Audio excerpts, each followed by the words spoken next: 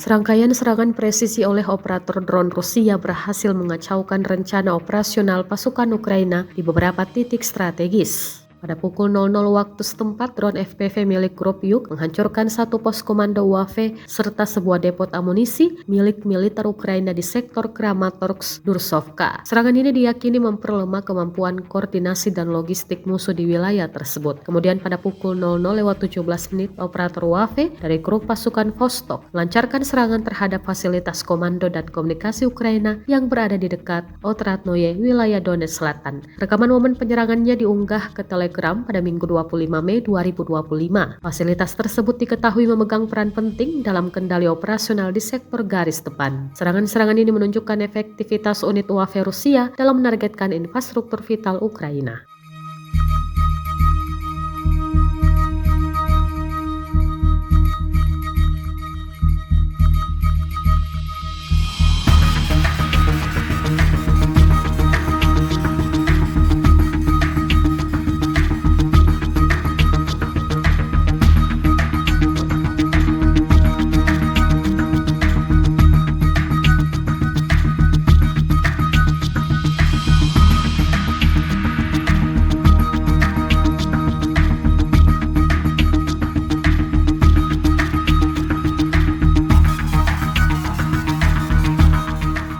Download Tribun X sekarang, menghadirkan lokal menjadi Indonesia.